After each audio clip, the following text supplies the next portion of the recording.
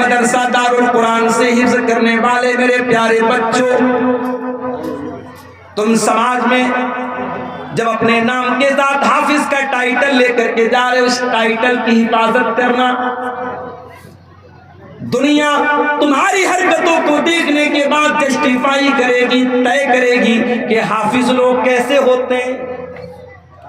Market سے تم گزرو گے، تمہارے سامنے بہت سارے غلط مناظر بھی آئیں گے، گندی چیزیں بھی تمہارے سامنے آفر کی جائیں گی، دیکھنے کو تمہیں اکسایا جائے گا، تمہیں آکرشت کیا جائے گا۔ لیکن تمہارے سینے میں اللہ کا قرآن ہے، اس قرآن کی قدر کرتے رہنا اور ان نامناسب چیزوں سے، ان گندی چیزوں سے، ان ولگر چیزوں سے ہمیشہ اپنے آپ کو بچا کے رکھنا اور اس قرآن کی حفاظت کرتے رہنا میرے بچوں۔ اس لیے کہ اللہ کے پیارے نبی کیا فرماتے ہیں، تعاہدوا ھذا القرآن، اس قرآن کو اچھی طریقے سے یاد رکھو، فَإِنَّهُ أَشَدُّ تَفَلُّتًا مِّنَ الْإِبِلِ فِي عُقُولِهَا، جس طریقے سے اونٹ کو اگر کسی کھونٹے میں باندھ دیا جائے تو اونٹ جس طریقے سے بھاگنے کی کوشش کرتا ہے، قرآن کریم بھی آپ کے سینے سے نکلنے کی کوشش کرے گا۔ اس قرآن کو باندھ کے رکھنا، اس قرآن کو محفوظ کر کے رکھنا، قرآن کو اپنے دل سے، دماغ سے نکلنے مت دینا۔ میرے عزیزوں، بات نکلی ہے قرآن کی، تو ایک بات میں آپ کو اور بتانا چاہتا ہوں۔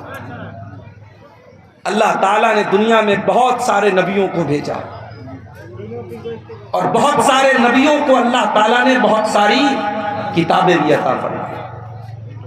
4 کتابوں کا نام تو ہم بہت فیمس ہے، مشہور ہے، جانتے ہیں۔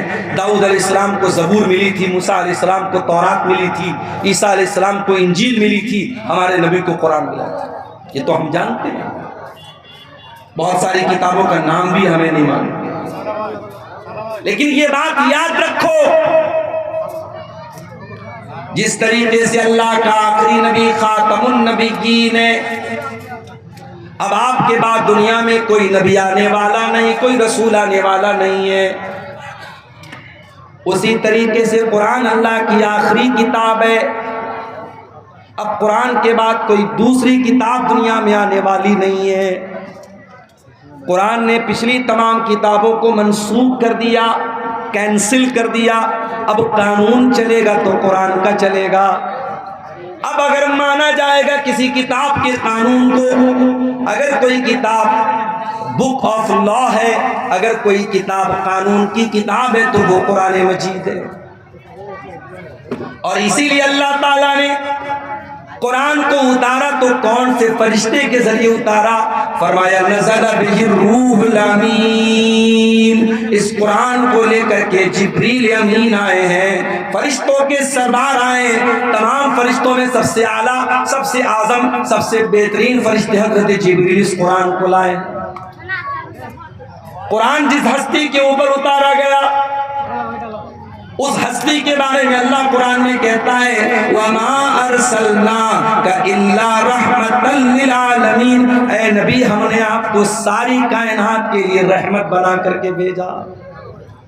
قرآن کا اتارنے والا کون؟ رب العالمین۔ قرآن کو لے کر کے آنے والا فرشتہ کون؟ روح الامین۔ اور قرآن جس ہستی پر اترا، اس ہستی، وہ ہستی کون؟ رحمت للعالمین۔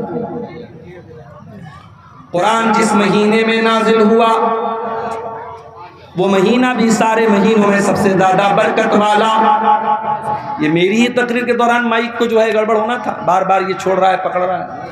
کہاں ہے بھیا مائک والے؟ پیسہ ویسا نہیں ملے گا آپ کو، بے فکر رہیے آپ۔ شہر رمضان الذی انزل فیہ القرآن، قرآن کریم کون سے مہینے میں اترا؟ رمضان میں اترا۔ سارے مہینوں میں سب سے زیادہ برکت والا مہینہ رمضان کا ہے۔ آج ایک صاحب مسئلہ پوچھنے لگے، 15-16 سال پہلے 15-16 سال پہلے کسی آدمی نے رمضان کے روزے کی حالت میں اپنی بیوی کے ساتھ صحبت کر لیا، غلطی کا احساس ہوا، اب وہ انسان کفارہ ادا کرنا چاہتا ہے۔ میرے پاس مسئلہ آیا، مولوی صاحب کفارہ کیا ہے؟ میں نے کہا 60 دن کنٹینیو روزہ رکھنا، ایک دن کی بھی گیپنگ نہیں۔ ایک روزہ اگر آپ نے خراب کیا تو آپ کو 60 روزہ رکھنا ہے کنٹینیو، اور اگر 60 روزے کی طاقت نہیں ہے تو 60 مسکین کو کھانا کھلانا۔ یہ رمضان کے روزے کی اہمیت، اور رمضان کے روزے میں اگر کوئی یہ غلط کام کر دیتا ہے تو اس کی اتنی بڑی سزا ہے۔ تو قرآن اترا ہے رمضان کے، پھر رمضان کے آخری عشرے کی کسی ایک رات میں قرآن اترا ہے۔ وہ رات بھی تمام راتوں میں سب سے افضل ہے۔ اِنَّا أَنزَلْنَاهُ فِي لَيْلَةِ الْقَدْرِ وَمَا أَدْرَاكَ مَا لَيْلَةُ الْقَدْرِ لَيْلَةُ الْقَدْرِ خَيْرٌ مِّنْ أَلْفِ الشَّهْرِ۔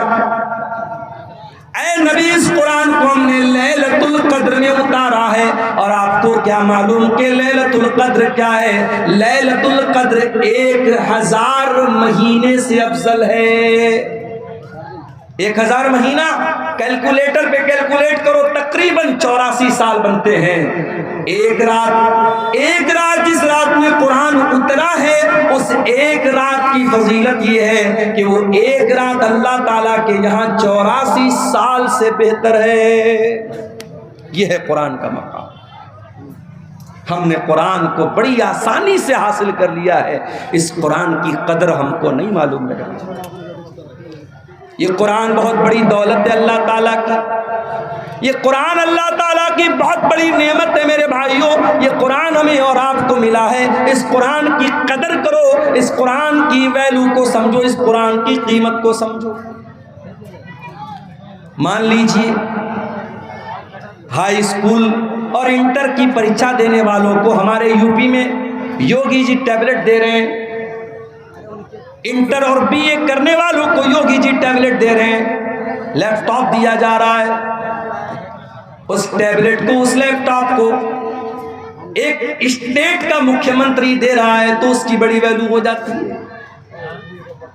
اگر آپ کے موبائل پر میسج آ جائے، دیش کے پرائم منسٹر کا میسج آ جائے، اسٹیٹ کے چیف منسٹر کا میسج آ جائے، اور اس میں آپ کا نام لکھا ہو اور آپ کو مخاطب کیا گیا ہو، آپ تو باغ ہو جائیں گے، اتنی بڑی ہستی کا میرے پاس میسج آیا۔ او لوگوں، یہ قرآن بھی تو اللہ کا میسج ہے، یہ قرآن اللہ تعالیٰ کا لاسٹ میسج ہے، یہ انتم سندیش ہے جو اللہ نے آپ کو دیا ہے۔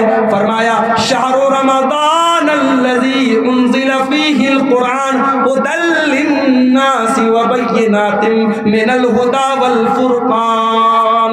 او لوگو، یہ قرآن رمضان کے مہینے میں اتارا گیا ہے، اور یہ قرآن ساری مانوتا کے لیے گائیڈنس کا کام کرتا ہے، مارگ درشن کا کام کرتا ہے۔ صحیح کیا ہے، غلط کیا ہے، کھرا کیا ہے، کھوٹا کیا ہے، سچا کیا ہے، جھوٹا کیا ہے، شرک کیا ہے، توحید کیا ہے، یہ قرآن آپ کو بتائے گا۔ وَبَيِّنَاتٍ مِّنَ الْهُدَى وَالْفُرْقَانِ، یہ حق اور باطل کو کھول کھول کے بیان کرنے والی کتاب ہے۔ لاؤ دنیا کی کوئی اور کتاب، لاؤ دنیا کی کوئی اور کتاب۔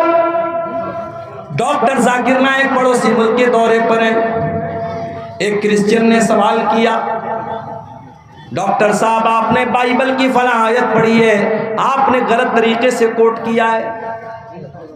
ڈاکٹر صاحب نے کہا، ڈاکٹر ذاکر نائک نے کہا کہ اگر میں نے غلط کوٹ کیا ہے آپ پروف لا کے دے دو، میں مان لوں گا۔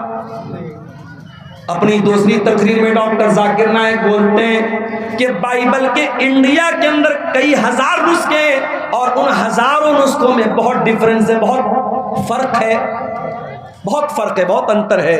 بائبل کے الگ الگ ایڈیشن میں بہت انتر ہے۔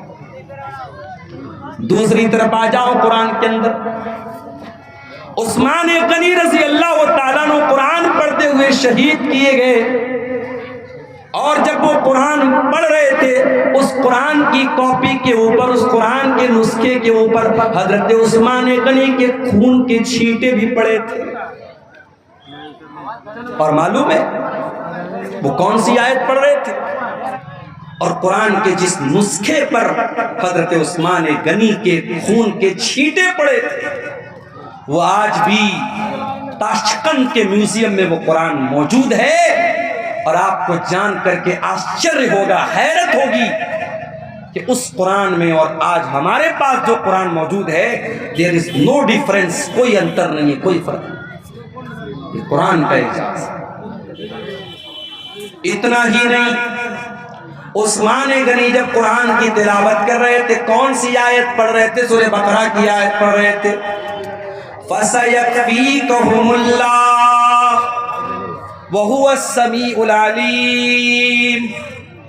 اللہ تعالیٰ ان کے لیے کافی ہو جائے گا، اللہ ان سے انتقام لے لے گا، ان سے بدلہ لے لے گا، اللہ سب کچھ سننے والا، سب کچھ جاننے والا ہے۔ عثمان غنی قرآن کی تلاوت کر رہے ہیں اور قرآن کی یہی آیت وہ پڑھ رہے ہیں، اسی حالت میں ان کو ذبح کر دیا گیا، شہید کر دیا گیا۔ عثمان غنی قرآن سے بہت محبت کیا کرتے تھے، بہت محبت کیا کرتے تھے، اسی لیے عثمان غنی رضی اللہ تعالیٰ عنہ کا انتقال بھی ہوا تو قرآن پڑھتے ہوئے ہوا، اور عثمان غنی کہا کرتے تھے لو طہرت قلوبکم ما شبیت من کلام اللہ۔ او لوگو، اگر تمہارا دل پاک اور صاف ہوتا تو قرآن کو سن کر کے کبھی تمہارا دل نہ بھرتا، کبھی تمہارا دل آسودہ نہ ہوتا، کبھی تمہارے دل کو سیری حاصل نہ ہوتی کہ میں نے بہت قرآن پڑھ لیا ہے۔ میرے نوجوان ساتھیوں، ذرا اپنے اپنے گریبان میں جھانک کے بتاؤ، آخری بار تم نے قرآن کب پڑھا؟ ہر شخص اپنے اوپر غور کرے، اس نے آخری بار بیٹھ کر کے آدھا گھنٹہ قرآن کب پڑھا تھا؟ ذرا بتا دینا مجھے۔ اب اگر میں یہ پوچھوں کہ آخری بار تم نے واٹس ایپ کب دیکھا تھا، کہو گے 10 منٹ پہلے۔ میں پوچھوں آخری بار تم نے فیس بک پر ریلز کب دیکھی تھی؟ مولانا صاحب ابھی تقریر سننے کے پہلے تو دیکھی تھی۔ تم نے لاسٹ ٹائم یوٹیوب کے شارٹس کب دیکھے تھے؟ ابھی تو تقریر میں آنے کے، جلسے میں آنے کے پہلے ہم نے دیکھا تھا۔ یوٹیوب کے لیے ٹائم ہے، فیس بک کے لیے ٹائم ہے، انسٹاگرام کے لیے ٹائم ہے، سوشل میڈیا کے لیے ٹائم ہے۔ اگر ٹائم نہیں ہے تو قرآن کے لیے ٹائم نہیں ہے۔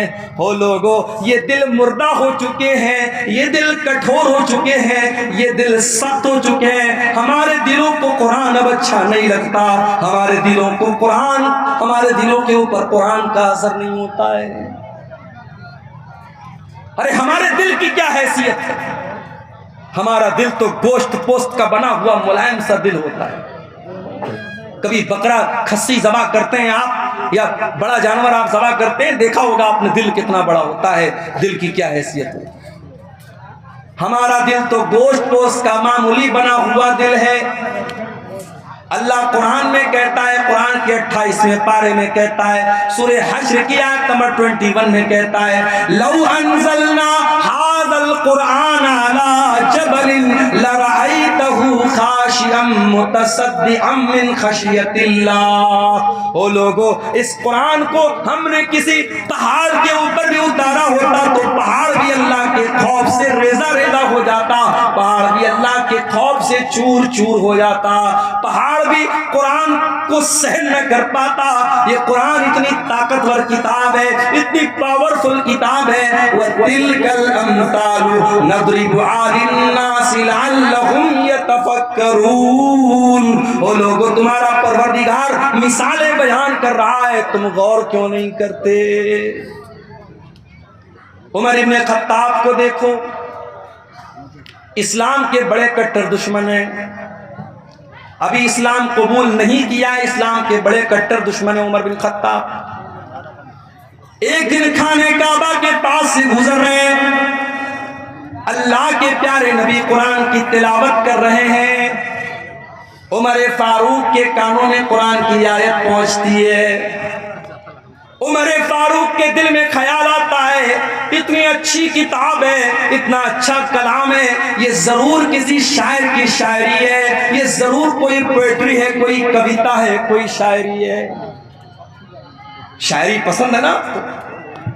ہمارے مئو سے اسید نام کا یہ بچہ آیا ہے، کیوں آیا ہے بھئی؟ آپ کو نعتیں سنا رہا ہے، حمد سنا رہا ہے، کلام سنا رہا ہے، شاعری پسند ہے آپ کو؟ پچھلے سال ایک پروگرام میں میں آیا تھا کہیں پر، عدنان پرتاپ گڑھی کو میں نے دیکھا، ان کو بلایا گیا، چھوٹا سا بچہ ہے اس کو بلایا جا رہا ہے، سفیان کو بلایا جا رہا ہے۔ شاعری پسند ہوتی ہے انسان کو، شاعری میں ایک اٹریکشن ہوتا ہے۔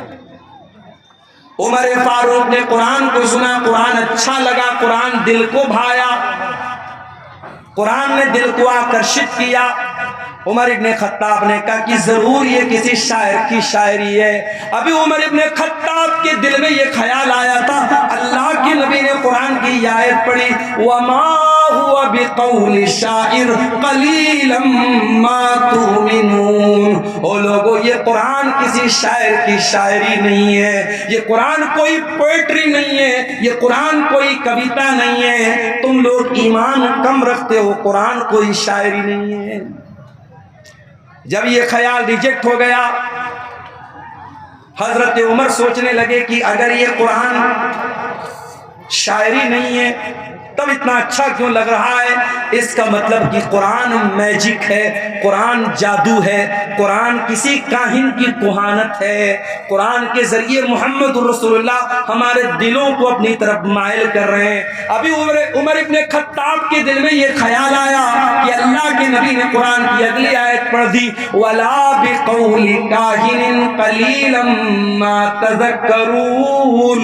او لوگو، یہ قرآن کسی جادوگر کا جادو بھی نہیں ہے، یہ قرآن کسی کاہن کی کہانت بھی نہیں ہے، تنزیل من رب العالمین، یہ قرآن تو اللہ تعالیٰ نے نازل کیا ہے، رب العالمین نے نازل کیا ہے۔ حضرت عمر کے دل پر چوٹ لگی، ان کا دل تھوڑا سا سافٹ ہوا، مگر ابھی اسلام انہوں نے قبول نہیں کیا۔ ایک دن بڑے غصے میں تلوار لے کر کے نکلے، راستے میں ایک صحابی ملے، حضرت نعیم رضی اللہ تعالیٰ عنہ، انہوں نے پوچھا عمر کہاں جا رہے ہو؟ کہا کہ آج میں تلوار لے کر کے نکلا ہوں، آج محمد رسول اللہ کا مرڈر کر دوں گا، نعوذ باللہ، آپ کی ہتیا کر دوں گا، اسلام کا کام تمام کر دوں گا۔ حضرت نعیم دل ہی دل میں گھبرا گئے، زبان سے انہوں نے ظاہر نہیں کیا، وہ جانتے تھے حضرت عمر بڑے موڈی آدمی ہیں، ان کے موڈ میں آ گیا تو کچھ بھی کر سکتے ہیں۔ کہا کہ اے عمر، ایک کام کرو، پہلے اپنے گھر جاؤ، تمہاری بہن بھی مسلمان ہو چکی ہے، تمہارے بہنوئی بھی مسلمان ہو چکے ہیں۔ کہا اچھا، میری بہن اسلام لے آئی، میرے بہنوئی اسلام لے آئے، ابھی چل کے بتاتا ہوں۔ وہاں سے راستہ بدل دیا، حضرت عمر کہاں پہنچے؟ بہن کے سسرال پہنچے، بہن کے گھر پہنچے۔ اندر بہنوئی قرآن کی تلاوت کر رہے تھے، قرآن پڑھ رہے تھے، حضرت خباب رضی اللہ تعالیٰ عنہ ان کو قرآن پڑھا رہے تھے۔ حضرت عمر نے دروازہ کھٹکھٹایا، بہنوئی نے اندر سے پوچھا کون؟ کہا کہ میں عمر ابن خطاب۔ جلدی سے قرآن کو چھپایا گیا، دروازے کو کھولا گیا، حضرت عمر نے کہا مجھے پتہ لگا ہے تو نے اسلام کو قبول کر لیا ہے میری بہن، اتنا غلط کام تم نے کیسے کر دیا؟ اتنا کہنے کے بعد اپنی بہن کو مارنے لگے، بہنوئی بچانے کے لیے آئے، بہنوئی کو بھی مارنے لگے۔ حضرت خباب تو ایک کونے میں چھپے ہوئے تھے، بہنوئی بھی لہو لعان، بہن بھی لہو لعان۔ بہن نے کہا کہ اے عمر، کان کھول کر کے سن لے، جتنا مارنا ہے مار لے، جتنا ستم کرنا ہے ستم کر لے۔ اے عمر، اب اسلام ہمارے دل کے اندر داخل ہو چکا ہے، اب تو اسلام کو ہمارے دل سے نہیں نکال سکتا۔ حضرت عمر سوچنے پر مجبور ہو گئے کہ وہ بہن جو کل تک اپنے بھائی کی آنکھوں سے آنکھیں ملا کر کے بھی باتیں نہیں کرتی تھی، آج کتنے دھڑلے سے میری باتوں کا جواب دے رہی ہے، اتنی ہمت میری بہن کے اندر کہاں سے پیدا ہو گئی؟ کہا اچھا بہنا یہ بتا، وہ جو تو کلام پڑھ رہی تھی، قرآن پڑھ رہی تھی، کیا میں بھی پڑھ سکتا ہوں؟ کہا نہیں، تم نہیں پڑھ سکتے، تم ناپاک ہو، جاؤ پہلے غسل کر کے آؤ۔ حضرت عمر نے غسل کیا، پاک صاف ہو کر کے آئے، قرآن ان کے سامنے رکھ دیا گیا اور قرآن کی سورہ طٰہٰ کی آیتیں انہوں نے پڑھی۔ طٰہٰ ما انزلنا علیک القرآن لتشقى الا تذکرۃ لمن یخشی۔ حضرت عمر پڑھتے چلے جا رہے ہیں، قرآن کی آیتوں کو پڑھتے چلے جا رہے ہیں، اور ان کے سینے میں جو دل تھا وہ اسلام کی طرف مائل ہوتا چلا جا رہا ہے۔ جب تلاوت ختم کر چکے کہا کہ اے میری بہنا یہ اللہ کا کلام ہے، میں بھی اس پر ایمان لانا چاہتا ہوں، میں بھی اسلام قبول کرنا چاہتا ہوں، میں بھی مسلمان ہونا چاہتا ہوں۔ حضرت سعید بن زید ان کے بہنوئی تھے، ان کو لے کر کے دار ارقم میں پہنچے جہاں اللہ کے نبی اپنے صحابہ کو لے کر کے چھپے رہتے تھے اور اسلام کی وہیں پر تبلیغ کرتے تھے۔ دار ارقم میں پہنچ کر کے حضرت عمر نے دروازہ کھٹکھٹایا، اندر سے پوچھا گیا کون؟ کہا کہ میں عمر بن خطاب ہوں۔ اندر صحابہ کرام ڈر گئے کہ ارے عمر آئے، پتہ نہیں کیا ارادہ لے کے آئے۔ حضرت حمزہ بھی اسلام لا چکے تھے، انہوں نے کہا کوئی بات نہیں، آنے دو، اچھے مقصد کے تحت آیا ہے تو اچھی بات ہے، برے مقصد کے تحت آیا ہے تو اسی کی تلوار سے اس کو ختم کر دوں گا، آنے دو۔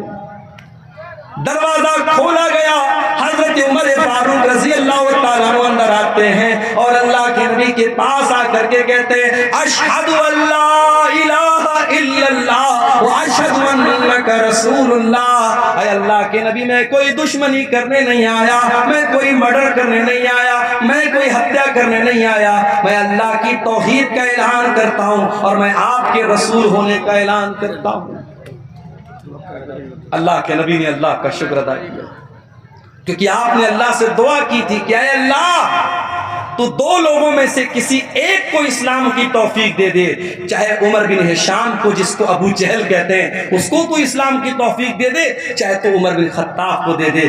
اللہ کو عمر بن خطاب پسند تھے، ابو جہل پسند نہیں تھا، ابو جہل کو ایمان کی دولت نہیں ملی، حضرت عمر کو مل گئی۔ اللہ کے نبی نے اللہ کا شکر ادا کیا اور مسلمانوں نے مل کر کے نعرہ تکبیر لگایا، اتنے زور سے نعرہ تکبیر لگایا کہ پوری مکان کی چھت پھوٹ گئی۔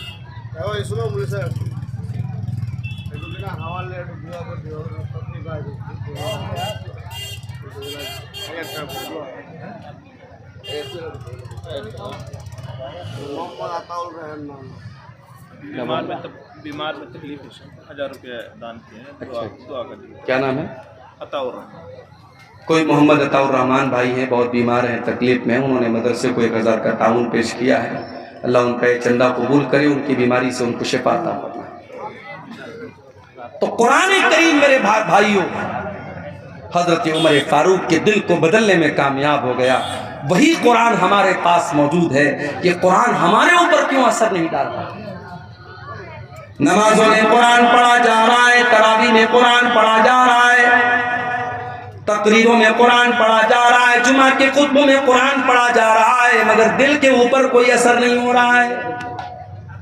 آؤ میں جواب دیتا ہوں، قرآن کا پہلا پارہ کھولو، اللہ فرماتا ہے ثم قست قلوبکم من بعد ذالک فہی کالحجارۃ او اشد قسوا۔ اے یہودیو تم نے اتنے گناہ کیے، اتنے اللہ کو ناراض کرنے والے کام کیے کہ تمہارے دل کٹھور ہو گئے، تمہارے دل سخت ہو گئے، اتنے سخت ہو گئے فَهِيَ كَالْحِجَارَةِ أَوْ أَشَدُّ قَسْوَةً، تمہارے دل پتھروں کے جیسے کٹھور ہو گئے، پتھروں سے زیادہ سخت ہو گئے تمہارے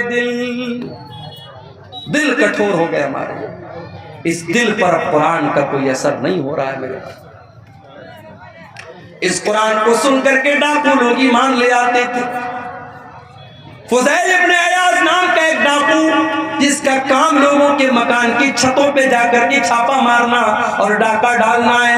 فضیل ابن عیاض ڈاکہ ڈالنے کے لیے ایک مکان کی چھت پہ کودتا ہے، رات کا سناٹا ہے، رات کا ٹائم ہے، فضیل ابن عیاض ڈاکہ ڈالنے گیا ہے، چوری کرنے گیا ہے، مال ہڑپنے گیا ہے۔ وہ رات کے سناٹے میں کوئی اللہ کا بندہ قرآن کی تلاوت کر رہا تھا اور قرآن کی یہ آیت فضیل ابن عیاض کے کانوں میں پڑ جاتی ہے، الم یان للذین آمنوا ان تخشع قلوبہم لذکر اللہ، کیا ایمان والوں کے لیے ابھی وہ سمے نہیں آیا، وہ ٹائم نہیں آیا، وہ وقت نہیں آیا جب ایمان والوں کے دل اللہ کا کلام سن کر کے پگھل جائیں؟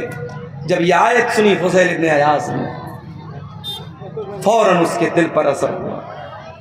ڈاکو ہے، چور ہے، ڈاکہ ڈال کے اپنا خرچہ چلاتا ہے، قرآن کی آیت سنی، ڈائریکٹ دل پر اثر ہوا۔ اس نے کہا نہیں ہے اللہ، ٹائم آ چکا ہے، ٹائم آ چکا ہے اللہ، میں توبہ کرتا ہوں تیری بارگاہ میں، آج کے بعد چوری نہیں کروں گا، آج کے بعد ڈاکہ نہیں ڈالوں گا۔ اور چشم فلک نے وہ منظر بھی دیکھا، فضیل ابن عیاض نے اتنی سچی توبہ کی، کل تک جو ڈاکہ ڈالا کرتا تھا، جو چوری کیا کرتا تھا، جو دوسروں کی بہو بیٹیوں کو غلط نظر سے دیکھا کرتا تھا، آج اللہ کا اتنا نیک بندہ ہو گیا کہ دن رات 24 گھنٹے وہ خانہ کعبہ کے پاس رہنے لگا، اللہ کے گھر میں رہنے لگا، اتنا بڑا عابد، اتنا بڑا زاہد بن گیا، اتنا بڑا عبادت گزار بن گیا۔ قرآن تو وہی ہے میرے بھائی، دل بدل گئے ہمارے، نیتیں بدل گئی ہماری۔ قرآن کے اندر جو اثر 1400 سال پہلے تھا وہ اثر آج بھی ہے، شرط یہ ہے کہ ہم اپنے دل کو تھوڑا سافٹ کریں اور قرآن کو پڑھنے کی کوشش کریں۔ صحابہ کرام نے اس قرآن کو حاصل کرنے کے لیے بڑی قربانی دی تھی۔ ایک صحابی ہے جن کا نام عمر بن سلمہ ہے، بخاری کی روایت آپ کو پڑھ کے سنا رہا ہوں۔ عمر بن سلمہ کہتے ہیں کہ میں ایسی جگہ رہتا تھا، ایسی لوکیشن پہ رہتا تھا کہ جب عرب میں کوئی قافلہ آتا تھا، مکے میں کوئی قافلہ آتا تھا تو ہمارے گاؤں کے پاس سے، ہمارے ٹاؤن کے پاس سے گزرتا تھا، راستے میں مڈ راستے میں ہمارا گاؤں پڑتا تھا، قصبہ پڑتا تھا۔ حضرت عمر بن سلمہ کہتے ہیں ہمیں معلوم ہوا کہ مکے میں ایک رسول آئے، ہم نے اس رسول کے بارے میں لوگوں سے ڈیٹیل پوچھی، لوگوں نے ڈیٹیل بتائی، میں نے پوچھا وہ نبی کیا پڑھ کے سناتے ہیں، تو لوگوں نے قرآن کی آیتیں پڑھ کے سنائی۔ عمر بن سلمہ کی عمر ماتر 6 سال ہے، 6 یا 7 سال، 6 یا 7 سال کا بچہ ہے، اس نے اس قافلے کے لوگوں سے قرآن کی آیتوں کو سن کر کے یاد کر لیا۔ اچھا یہ بھی اللہ کی بڑی عجیب قدرت ہے، دنیا کی کوئی اور کتاب 5-6 سال کا بچہ یاد نہیں کر پاتا ہے۔ آپ کے بہار کے شیرشاہ آبادی علاقے کا رہنے والا بچہ ہے، اس کی لینگویج بنگلہ ہے، اس کی زبان ہندی اردو ہے، وہ تو جانتا بھی نہیں عربی زبان، وہ مدرسے میں آتا ہے، مولوی صاحب اسے نورانی قاعدہ پڑھاتے ہیں، ناظرہ قرآن پڑھاتے ہیں، حفظ کراتے ہیں، کچھ بچے 6 مہینے میں، کچھ 1 سال میں، کچھ 1.5 سال میں، کچھ 2 سال میں قرآن یاد کر لیتے ہیں۔ ہمارے ایک دوست کا بچہ ہے ممبئی میں، اس نے 6 سال کی عمر میں قرآن حفظ کر لیا۔ یہ قرآن کی برکت ہے میرے بھائی، اللہ نے قرآن کو آسان بنایا ہے یاد کرنے کے لیے، 6 سال کا بچہ بھی قرآن کو یاد کر لیا۔ اسی لیے اللہ قرآن میں کہتا ہے وَلَقَدْ يَسَّرْنَا الْقُرْآنَ لِلذِّكْرِ فَهَلْ مِن مُدَّكِرٍ، ہم نے اس قرآن کو آسان بنایا ہے یاد کرنے کے لیے، ہے کوئی قرآن کو یاد کرنے والا؟ میں تحدیث نعمت کے طور پہ کہہ رہا ہوں، اپنی بڑائی کے طور پہ نہیں کہہ رہا ہوں، اس کو تکبر کے طور پہ یا بڑائی کے طور پہ مت لیجیے گا، تحدیث نعمت کے طور پہ کہہ رہا ہوں۔ لاک ڈاؤن لگا تھا، رمضان کا مہینہ آیا، میری والدہ اللہ مغفرت فرمائے، ان کی زندگی کا آخری رمضان تھا، مسجدیں بند تھی، تالا لگا تھا مسجد میں، رمضان کے اندر تراویح کی نماز گھر میں پڑھنے کا معاملہ آیا، میرے گھر میں کوئی حافظ نہیں تھا، مجھے سورہ بقرہ یاد تھی، میں نے اپنے ماں باپ سے کہا کوئی بات نہیں، میں کوشش کرتا ہوں تھوڑا تھوڑا یاد کر کے پڑھوں گا، تراویح گھر میں میں پڑھاؤں گا۔ عام دنوں میں سوچ بھی نہیں سکتا تھا کہ میں تراویح پڑھاؤں گا، میرے پیچھے میری ماں پڑھے گی، میرے باپ پڑھیں گے، میرے بھائی لوگ پڑھیں، کیونکہ میں حافظ تو نہیں ہوں۔ لیکن یہ لاک ڈاؤن کا کو آپ کہہ سکتے ہیں کہ یہ کرشمہ تھا اس کا، اللہ تعالیٰ کو یہ بھی لکھنا تھا میرے مقدر میں کہ میری والدہ کا آخری رمضان ہے، ان کی زندگی کا لاسٹ رمضان ہے، اسی کے بعد ان کا انتقال ہوا تھا، اور تراویح کی نماز وہ میرے پیچھے پڑھ رہی۔ پہلے دن میں نے آدھا پارہ پڑھایا، دوسرے دن پھر آدھا پارہ پڑھایا، تیسرے دن پھر آدھا پارہ، چوتھے دن پھر آدھا پارہ، 5ویں دن سورہ بقرہ ختم ہو گئی۔ سورہ بقرہ کے بعد سورہ آل عمران آتی ہے، میں بیٹھ کر کے آدھا پارہ میں نے اور یاد کیا، رات میں تراویح میں پڑھ دیا میں نے۔ اگلے دن پھر آدھا پارا یاد کر کے میں نے تراویح پڑھایا. اس طریقے سے تقریباً 10:30-11 پارے رمضان کی برکت سے میں نے یاد کر لیے. لاک ڈاؤن کے پیریڈ میں میرے پیارے بھائیوں آدھا پارا روز بیٹھ کر کے یاد کرتا تھا اور رات میں تراویح پڑھا دیتا تھا. یہ کوئی بڑائی کے طور پہ نہیں کہہ رہا ہوں, یہ قرآن کا کمال ہے, یہ قرآن کا اعجاز ہے. اللہ کہتا ہے وَلَقَدْ يَسَّرْنَا الْقُرْآنَ لِلذِّكْرِ فَهَلْ مِن مُدَّكِرٍ. او لوگوں, ہم نے قرآن کو آسان بنایا ہے یاد کرنے کے لیے, کیا ہے کوئی قرآن کو یاد کرنے والا؟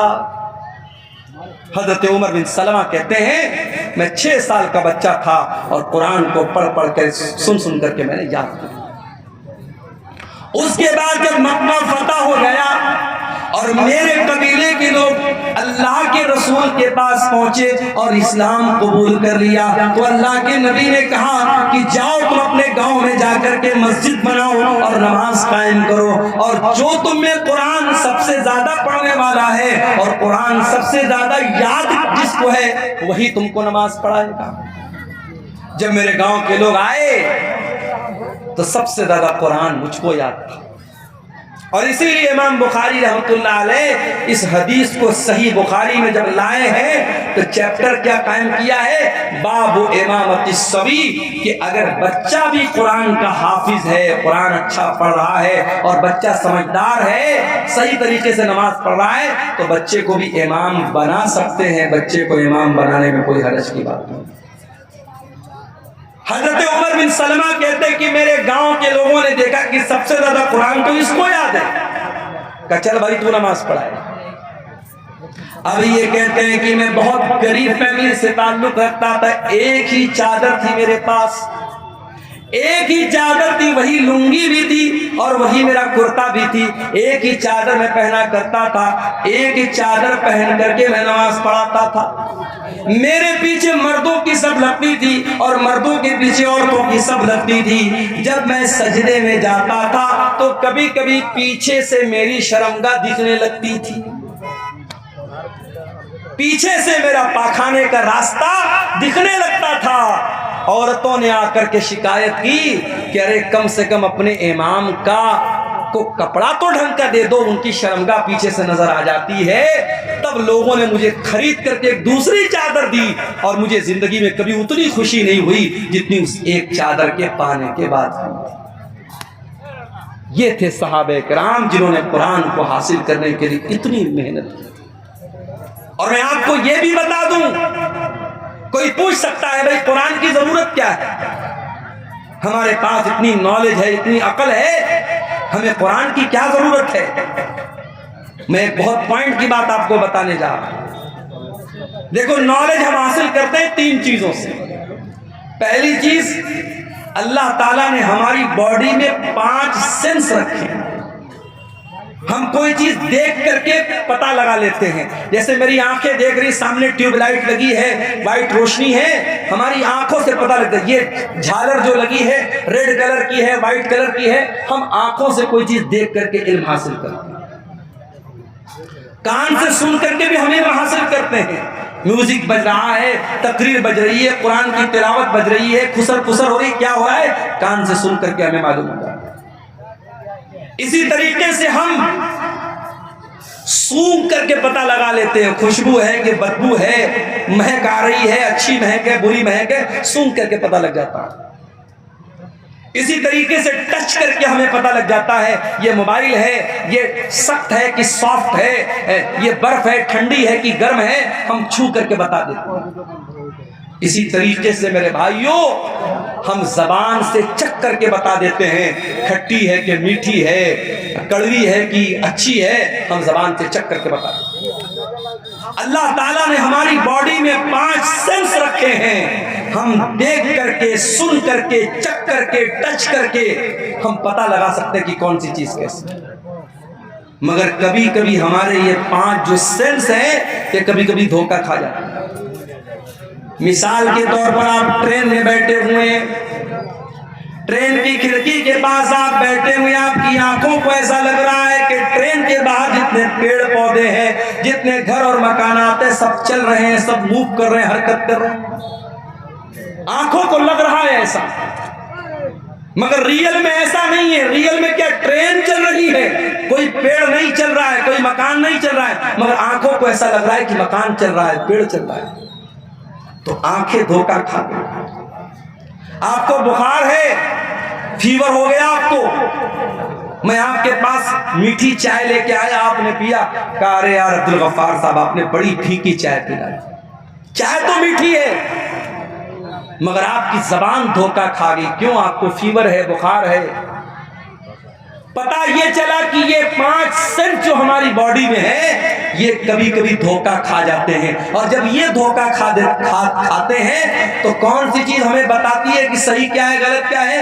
ہماری عقل بتاتا، ہمارا برین بتاتا، ہمارا مائنڈ بتاتا ہے. مگر مائنڈ بھی کبھی کبھی دھوکہ کھا جاتا ہے.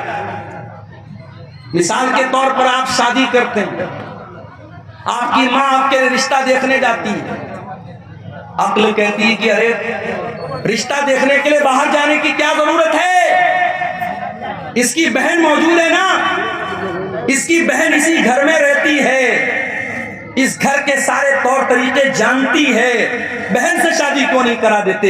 عقل کہتی ہے جب شادی کرنا ہے تو باہر کیوں رشتہ دیکھ رہے ہو، گھر کے اندر کیوں نہیں کر لیتے؟ مگر یہاں عقل کی نہیں چلے گی، یہاں چلے گی اللہ کی وحی کیا کہتی ہے، اللہ کی شریعت کیا کہتی ہے، اللہ کا قرآن کیا کہتا ہے. اور اللہ کا قرآن کہتا ہے کہ بہن اور بیٹی سے شادی نہیں کر سکتے.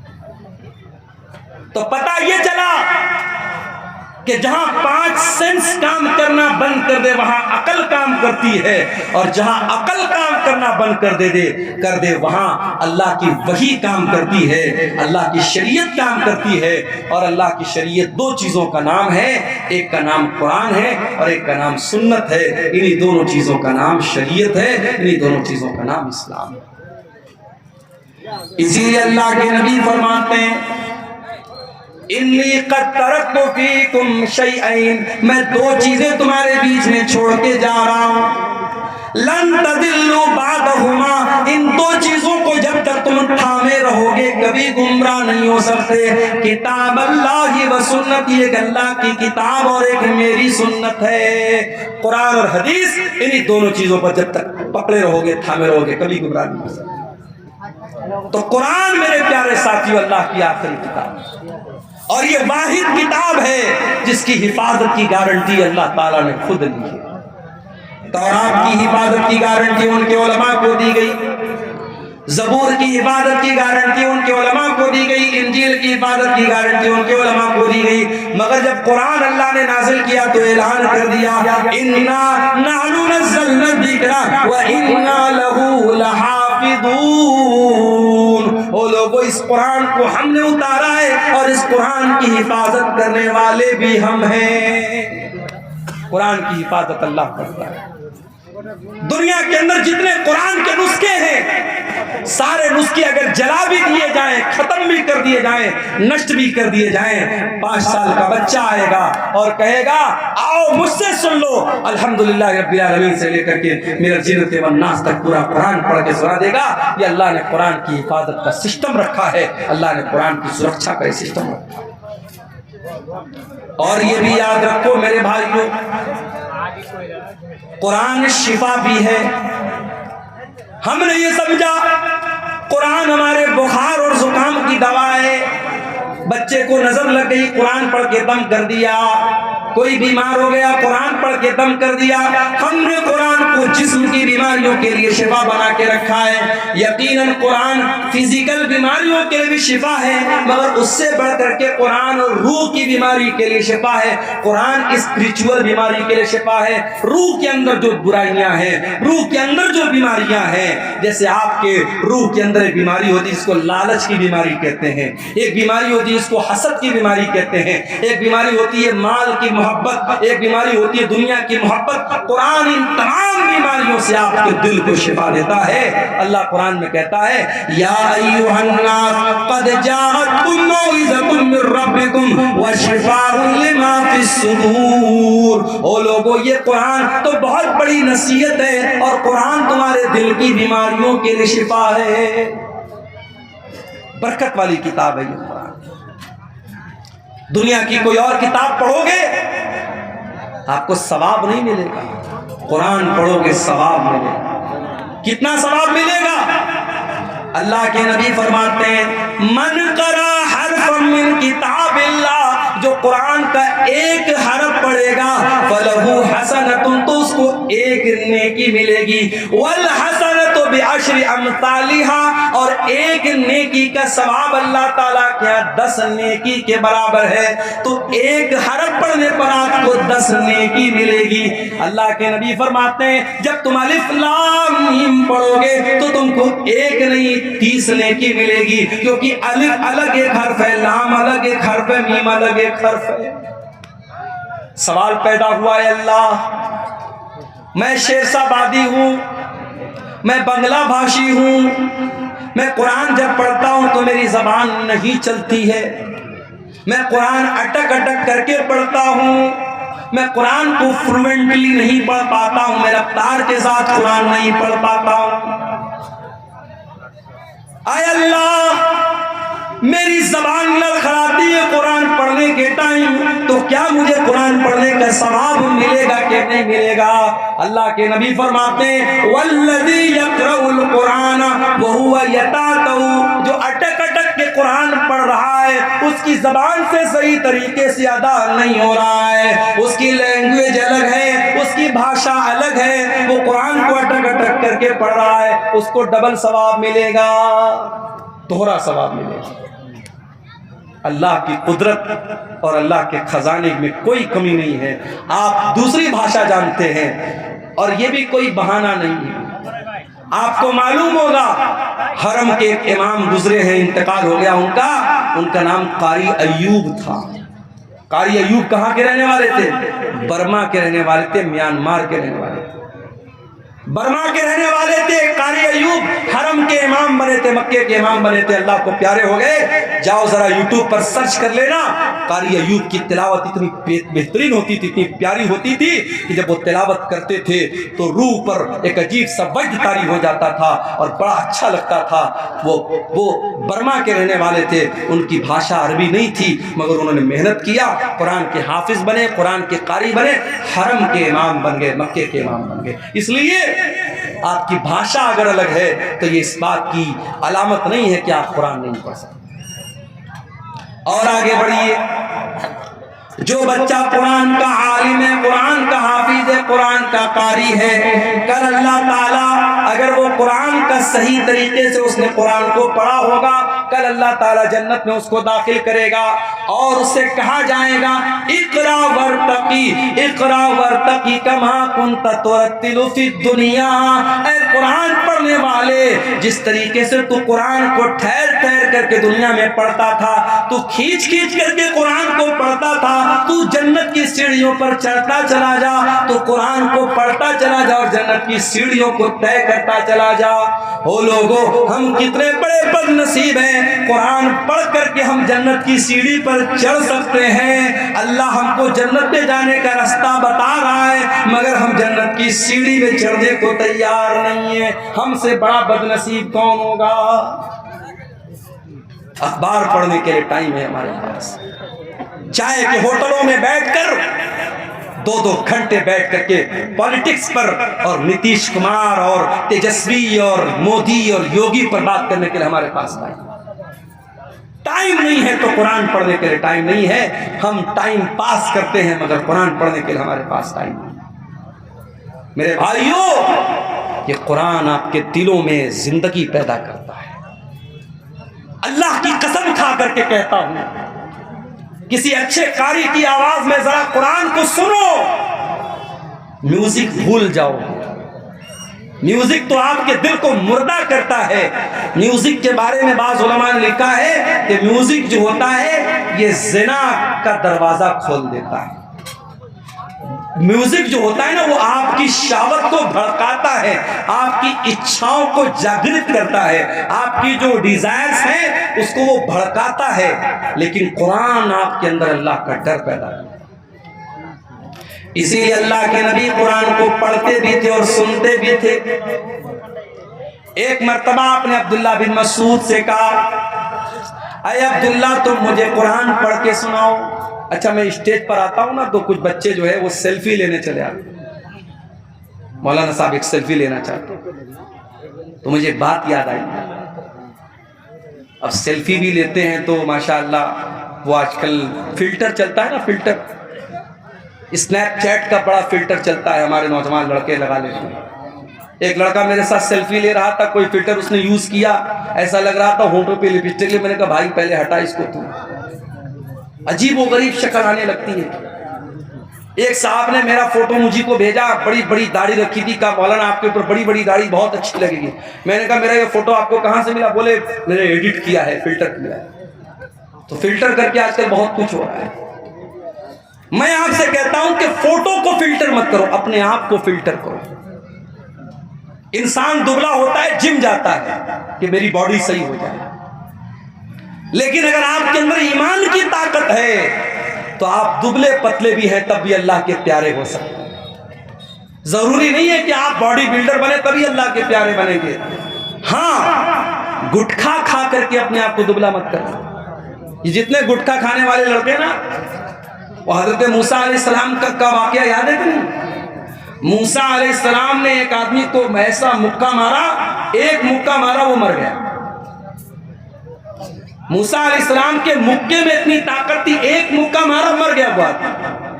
اور آج کل ہمارا نوجوان گٹکھا کھا کھا کر کے اتنا کمزور ہو چکا ہے کہ وہ کسی کو مکہ مارے گا تو خود ہی گر جائے گا. تو گٹکھا کھا کر کے اپنے آپ کو برباد مت کرو.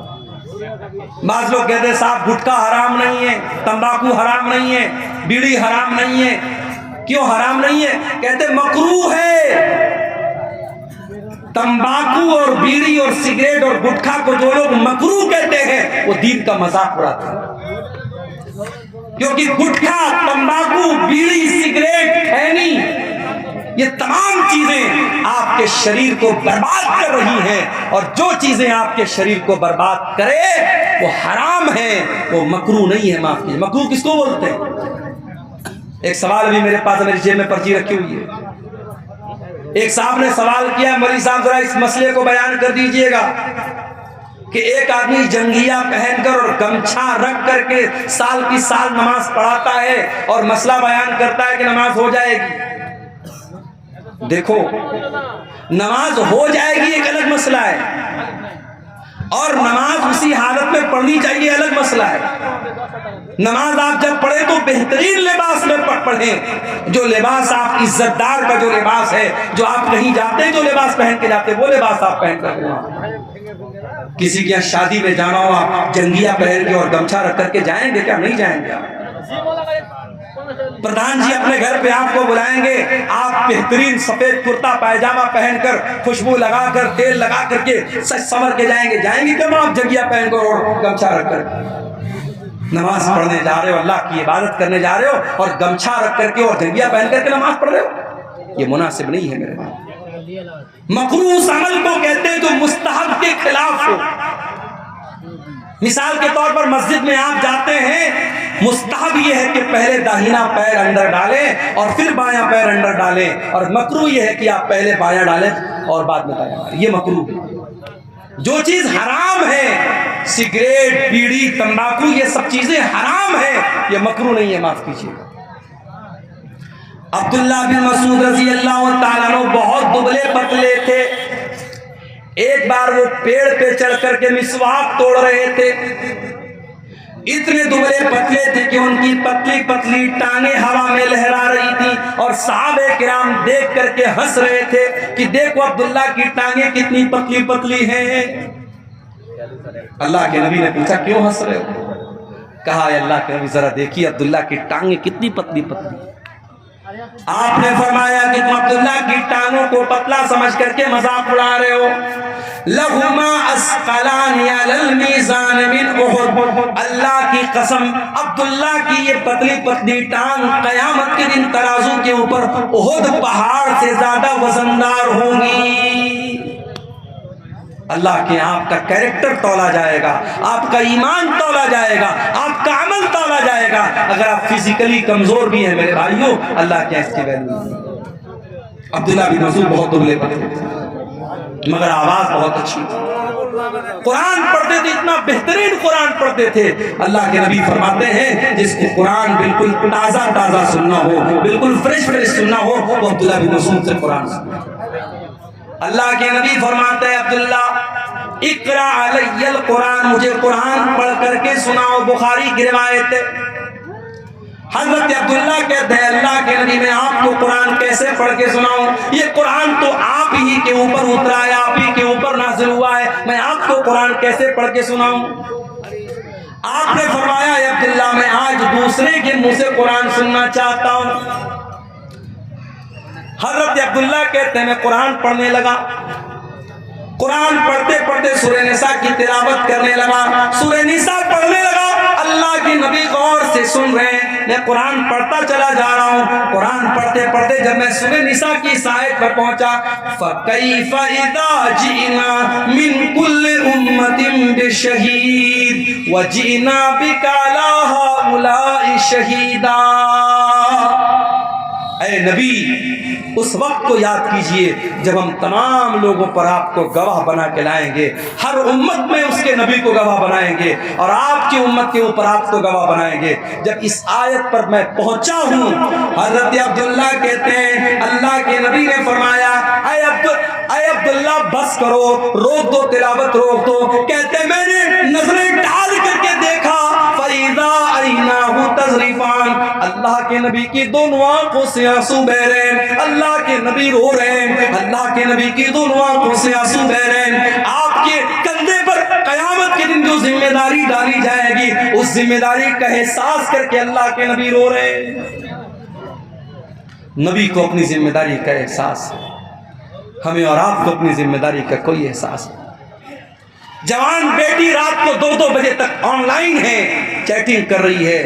ماں کو کوئی فرق نہیں پڑ رہا ہے, باپ کو کوئی فرق نہیں پڑ رہا ہے. نہ ماں کو اپنی ذمہ داری یاد ہے, نہ باپ کو اپنی ذمہ داری یاد ہے.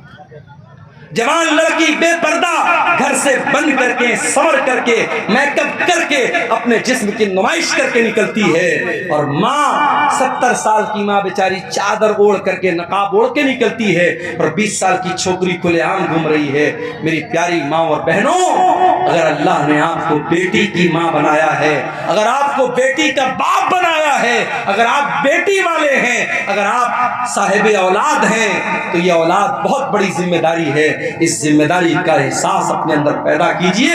اللہ کے نبی کو اپنی ذمہ داری کا احساس ہوا, آپ کی آنکھوں سے آنسو بہنے لگے, آپ رونے لگے. آپ نے کہا عبداللہ بس کر, اب میرے اندر طاقت نہیں اور سننا. صحابہ کرام تو قرآن سنتے تھے رونے لگتے تھے, قرآن پڑھتے تھے تو رونے لگتے تھے. حضرت عائشہ کو دیکھو, حضرت عائشہ چاشت کی نماز پڑھ رہی ہیں. یہ چاشت کی نماز کون سی نماز ہوتی ہے جانتے ہیں؟ کوئی جانتا ہے؟ اس سامنے کی پبلک میں کوئی جانتا ہو ذرا ہاتھ اٹھا کے بتائے چاشت کی نماز کس کو بولتے ہیں؟ کب پڑھتے ہیں چاشت کی نماز؟ بولو بھائی, نہیں جانتے. سورج طلوع ہونے کے بعد, یعنی مغرب کے ٹائم. کب پڑھتے بھائی؟ اچھا چلیے ماشاءاللہ, کچھ لوگ تو جانتے ہیں. میں کبھی کبھی سوچتا ہوں اتنے جلسے ہو رہے ہیں سیمانچل میں, عبد الغفار صاحب تو بیچارے ٹائم کم دیتے ہیں, جو دوسرے مقررین ہیں بہت سارے مقررین 1 مہینہ کنٹینیو آپ یہاں پروگرام کرتے ہیں. لیکن میں دیکھتا ہوں کہ جو برائی کا لیول ہے, جو لا علمی کا لیول ہے, وہ برابر بڑھ ہی رہا ہے. بے نمازی برابر بے نمازی ہو رہے ہیں, نشہ کرنے والے برابر نشہ کر رہے ہیں, بے پردگی کرنے والی عورتیں بے پردگی کر رہی ہیں. اب تو حالات یہ ہے کہ مسجد کی زمینوں پر ناجائز قبضہ ہو رہا ہے, قبرستان کی زمینوں پر ناجائز قبضہ ہو رہا ہے. ہم حکومتوں کو کیا بولیں گے, ہم پرشاسن کو کیا بولیں گے؟ آج اپنی وقف کی ہوئی زمین کو بھی مسلمان خود ہڑپنے کے لیے تیار. میرے بھائیوں, جلسے کراتے ہو تو کم سے کم اپنے دینی دینی لیول میں، اپنے نالج لیول میں بھی اضافہ کیجئے۔ حضرت عائشہ چاشت کی نماز پڑھ رہی تھی۔ چاشت کی نماز کب پڑھی جاتی ہے؟ مسئلہ یاد رکھیے، چاشت کی نماز پڑھنے کا 2 ٹائم ہے۔ ایک تو سورج نکلنے کے 15-20 منٹ کے بعد جب سورج ایک نیزہ بلند ہو جاتا ہے اس ٹائم بھی چاشت کی نماز پڑھ سکتے ہیں، اور دوسرا ٹائم تھوڑا اور لیٹ، جب تھوڑی سورج کی تپش اور بڑھ جائے اور وہ ٹائم ایسا آ جائے کہ اونٹ کے بچے اگر دھوپ میں کھڑے ہیں تو ان کا پیر دھوپ سے جلنے لگے، آپ کہہ سکتے ہیں 8 بجے 9 بجے کے قریب کا جو ٹائم ہوتا ہے وہ بھی چاشت کا ٹائم ہوتا ہے۔ چاشت کی نماز 2 رکعت بھی پڑھ سکتے ہیں، 4 رکعت بھی پڑھ سکتے ہیں۔ چاشت کی نماز کی بڑی فضیلت ہے۔ چاشت کی نماز اگر آپ پڑھیں گے 2 رکعت نماز تو اللہ کے نبی فرماتے ہیں کہ آپ کے بدن کے ہر جوڑ کی طرف سے صدقہ ہو جائے گا۔ آپ غریب ہیں، صدقہ نہیں کر سکتے، دان نہیں کر سکتے، 2 رکعت آپ چاشت کی نماز پڑھ لیجئے، آپ کے بدن میں جتنے جوڑ ہیں، جتنی ہڈیاں ہیں، ہر ہڈی اور ہر جوڑ کی طرف سے اللہ تعالیٰ صدقہ اور دان آپ کا قبول کر لے گا۔ یہ بڑی فضیلت ہے اس نماز کی۔ حضرت عائشہ یہ نماز پڑھ رہی تھی، حضرت عائشہ یہ نماز پڑھ رہی ہیں، ان کے بھائی کا بیٹا یعنی ان کا بھتیجا وہ ان سے ملنے کے لیے آیا جس کا نام قاسم بن محمد تھا۔ اس نے دیکھا میری پھوپھی جان نماز پڑھ رہی ہیں، اس نے دیکھا کہ پھوپھی جان نماز پڑھ رہی ہیں اور سورہ طور کی تلاوت کر رہی ہیں، اور سورہ طور کی یہ آیت حضرت عائشہ کی زبان پر جاری ہے۔ سورہ طور میں اللہ فرماتا ہے جب جنتی جنت میں جائیں گے تو کہیں گے وَمَنَّ اللَّهُ عَلَيْنَا وَوَقَانَا عَذَابَ السَّمُومِ، اللہ نے ہم جنتیوں پر بہت بڑا احسان کیا کہ اللہ نے ہم کو جہنم کی آگ سے بچا لیا۔ حضرت عائشہ اسی آیت کو پڑھ رہی ہیں اور روتی چلی جا رہی ہیں۔ ان کے دل میں یہ خیال ہے کہ اے اللہ کاش تو عائشہ کو بھی اپنے ان خوش نصیب بندوں میں شامل کر دے۔ ان کے بھتیجے قاسم بن محمد کہتے ہیں میں نے دیکھا کہ پھوپھی جان سورہ طور کی یہ آیت پڑھ رہی ہیں اور رو رہی ہیں، میں وہاں سے مارکیٹ چلا گیا، میں وہاں سے بازار چلا گیا، میں نے اپنا سودا سلپ لیا اور بہت دیر کے بعد میں واپس آیا۔ میں نے کیا دیکھا؟ میں نے دیکھا کہ میری پھوپھی جان اسی حالت میں کھڑی ہے اور اسی آیت کو ریپیٹ کر رہی ہیں اور رو رہی ہیں اور پڑھ رہی ہیں وَمَنَّ اللَّهُ عَلَيْنَا وَوَقَانَا عَذَابَ السَّمُومِ۔ یہ تھی نبی کی بیوی جو قرآن کو پڑھتے ہوئے رو رہی ہیں، قرآن ان کے دلوں پر اثر کرتا تھا۔ میرے بھائی آج تو ہم کٹھور دل کے لوگ ہو گئے، قبرستان میں مردے کو دفنانے جاتے ہیں وہاں پر بھی ہا ہا کر کے ہنستے رہتے ہیں، قبرستان میں کھڑے ہو کر کے ہم دنیا کی باتیں کرتے ہیں، پالیٹکس کی باتیں کرتے ہیں، راجنیتی کی باتیں کرتے ہیں، جبکہ اللہ کے پیارے نبی جب قبرستان جایا کرتے تھے، انصاری صحابی کا جنازہ ہے، جنازے کو قبر میں اتارا جا رہا ہے، اللہ کے نبی قبر کے کنارے بیٹھے ہوئے اور آپ کے صحابہ بھی آپ کے آس پاس بیٹھے ہوئے ہیں۔ آپ نے قبر کو دیکھا اور قبر میں اپنے صحابی کی لاش کو اترتے ہوئے دیکھا، اللہ کے نبی رونے لگے، فبکا، آپ کی آنکھوں سے آنسو بہنے لگے اور آپ بھی رونے لگے اور آپ کے آس پاس جتنے صحابہ تھے وہ سب رونے لگے، اور اللہ کے نبی اپنے صحابہ سے کہنے لگے لِمِثْلِ هَذَا فَأَعِدُوا یا اخوانی، اے میرے بھائیو، اے میرے صحابہ، اس قبر کی تیاری کرو، یہاں تم سب کو آنا ہے۔